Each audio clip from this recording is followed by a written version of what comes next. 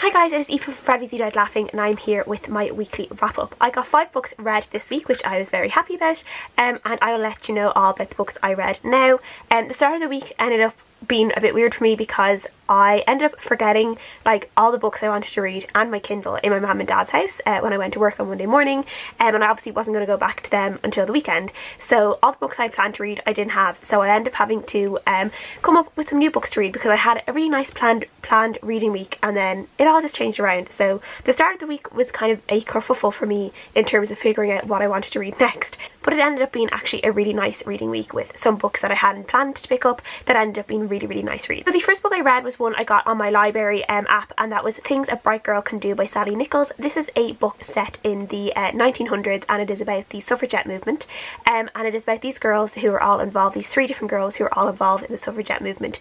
One girl is from quite a, like, I think her name is Evelyn, and she is from quite a, you know, rich family, and she ends up kind of coming across suffragettes and deciding that, you know, she wants to have a higher education, she wants to go to Oxford, and her family won't let her go to Oxford because she is a girl and she should, you know, stay home and get married and have children and yada yada, and she gets really annoyed with that and she decides to join up with the suffragette movement to try and fight for her right to an education.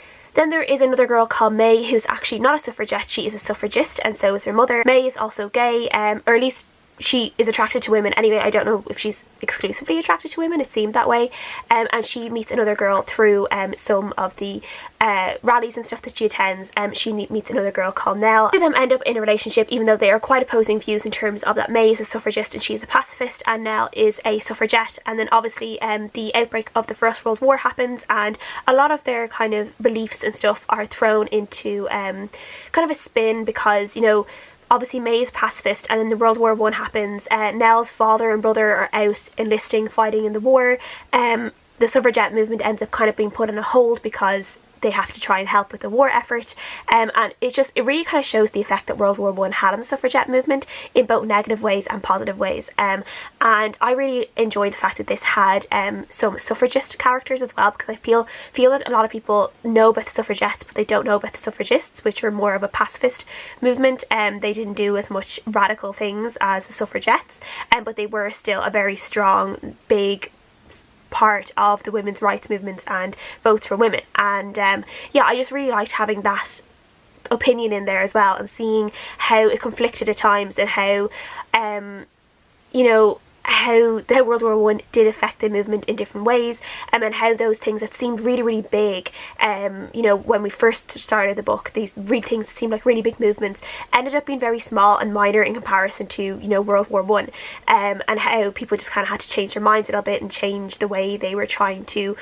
win different ways to, you know, get their freedom. I did really enjoy this overall and I gave it a 4 out of 5 stars. The next book I finished was an audiobook and it was Habits for Success, Inspired Ideas to Help You Soar by G. Brian Benson. This is just kind of one of those like self-helpy kind of books that I just came across at the end of December, and I decided, you know, like, new year, new me, I'm gonna go and listen to this book to try and help me get inspired, and I eventually listened to it the last week and it was okay, it wasn't great. It was basically just this guy talking about how he managed to change his life because he didn't like where his life was, and how he became inspired and how he became a guy who does TED Talks and he does triathlons and he became an actor and this, that and the other, and he wrote poetry and he wrote this book, and like, it was great and he seemed like a really nice guy, but I feel like a lot of the things he was saying were like really simple, and I don't think it particularly helped me be inspired or anything. I feel like I've helped myself do that instead of this book, like I kind of felt like I'm surprised I did actually finish this book, because there was a point halfway through where I was like, I just actually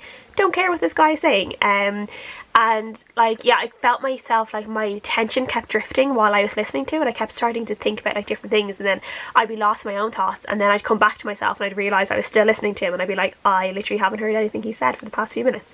So yeah, it was okay, it wasn't great. I gave it like a 3-star, but it'd be like a really low 3-star. So yeah, it might help other people, but it didn't really do anything for me. And then I read Sing Unburied Sing by Jesmyn. This is a book I picked up in a like book fair a few months ago before Christmas, about like September, October I think I picked it up, and it's one that's been on my shelf for a while, and seeing as I'd forgotten all the other books I wanted to read this week, this is one I ended up deciding to pick up, and I think it does actually fit in for Feminist Lit February as well, because obviously it is written by a woman, written by a black woman, and diverse voices, all that kind of stuff. So I was like, this sounds really good, I'm going to pick it up. It's actually quite a short book, and this ended up being such a beautiful read. I'm so glad I picked this up. I was just blown away by this book. It tells the story of Jojo, who is a young boy. He's living with his grandmother and grandfather and his mom and his little sister. They don't seem to have like a whole lot of money, but they're okay, but it's kind of clear from straight off, he's about 12 or 13, and it's very clear straight off that he is borderline kind of abused by his mother, in terms of that she doesn't really show him a lot of affection. She is a drug user, and he's basically has been brought up properly by his grandfather and his grandmother, and if it wasn't for them, he probably wouldn't have known real love like for his entire life. His father is in jail, and he definitely just has a really tough time with his mom, and it's actually very hard reading some of the interactions between him and his mother, because she's just so awful to him.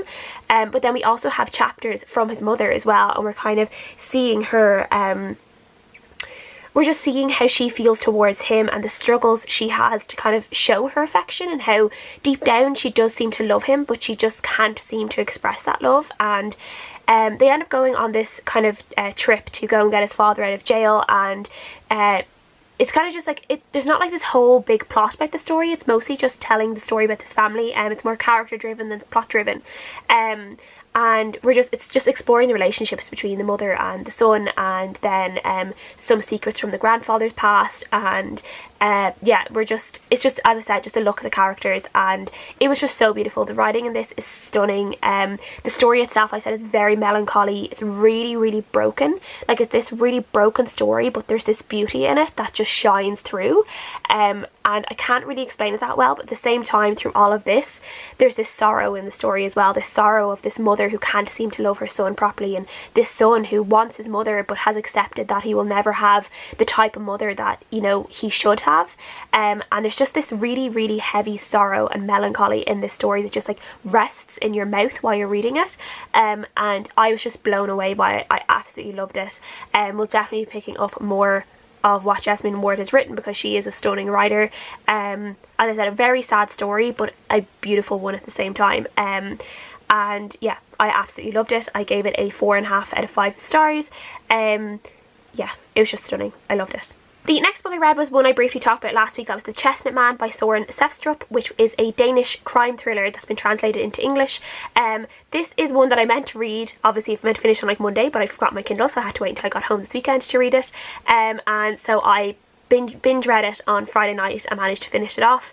And this is a very graphic, violent crime thriller about these women that are getting murdered, and these little chestnut men are being left at the scenes of the crime, which is, the chestnut men seem to be something that children grow up kind of making in school and stuff in Denmark. And there are two different detectives that we're kind of following who are investigating this. There's one who is from the area, and there's another detective who seems to have been kind of this disgraced detective coming from Europol. The murders seem to be tied into a disappearance of a politician's daughter from the year before, but the thing is that someone had already confessed to the murder of this politician's daughter, but the body had never been found. But now her fingerprints are being found on these chestnut dolls that have been left beside the bodies of these other mutilated women, and they're kind of trying to figure out how the two are related, when apparently this girl has already been killed, and they're trying to just bring it all together. And it's really, really interesting. I really enjoyed it.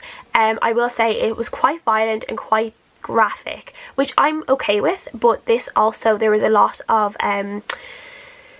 stuff about child abuse in this, and again, child sexual assault and child rape. And while nothing was specifically like really detailed, enough was kind of said or described about what detectives are finding out about certain cases around this child abuse, that you were left a little bit like, it was quite uncomfortable to read. I wasn't really enjoying it. Like, when it came to that kind of thing, I could kind of deal with, you know, obviously the murders and you know, the descriptions of the crime scenes were quite gruesome, but I was able to deal with that. It's kind of something that you do see a lot in thrillers and stuff, but when it comes to children and child rape and child sexual assault, it's not something, it's still a little bit taboo, I think, for books and stuff. So it was a little bit like, it was kind of hard to read, so I think some people might find that difficult. It's quite long book, it's about 500 pages, which is long for like a thriller, and it did drag out a little bit in the middle for me. For a while I kind of felt like while the story seemed to be quite fast-paced, I still felt like I wasn't getting anywhere with it, but I did really enjoy it at the same time. I did enjoy the investigation. I thought the whole plot was really clever. I did kind of guess who the killer was in the end, but I feel like the lead up to it was like right before we were told who it was, so it wasn't, I didn't figure it out quite early on. I figured it out quite late on, which I did enjoy, and yeah, the end of it was very good. I did really enjoy it. I gave it a 4 out of 5 stars overall, and I would recommend it for thriller fans, but I would give that warning about the child abuse that is in it, because I do think people would there are some people who probably might want to stay clear of it because of that, but yeah, 4 out of 5 stars. And then the last book I read, I like binge read since yesterday morning. I read this in a day and it's about 500 pages, so I'm impressed with myself, and that is Nemesis Games by James S.A. Corey. This is the 5th book in the Expanse series, and this has been being my favourite book in the series so far. This book we managed to see we got chapters from every single other person on the crew of the main ship that this kind of this series is based upon. We normally always get a chapter POV from the captain, James Holden, but in this book we got his chapters, and we also got chapters from the 3 other crew members of the ship who've been main characters for the whole series, but this is the first time they've had actual chapters dedicated to them, and I really enjoyed that. I love being able to see more of their background and finding out more about them and who they are, rather than just Holden. Naomi, who I've said before is one of my favourite characters in this book, I was so glad to finally get chapters of her and find out, like, kind of get her voice and her personality outside of her being described by other characters, and I really enjoyed learning about her secrets, because she had a lot of secrets that really surprised me, and I was really happy. Like, I just could not put this book down.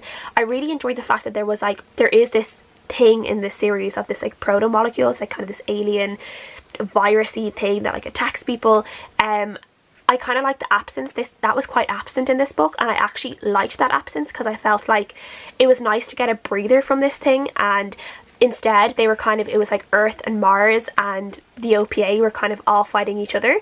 So you have Earth and Mars and the kind of like the space station colony, Outer Planet Alliance it's called, that are all fighting each other, and I kind of preferred the whole humans fighting each other than humans fighting alien thing in this book. It just was more exciting for me.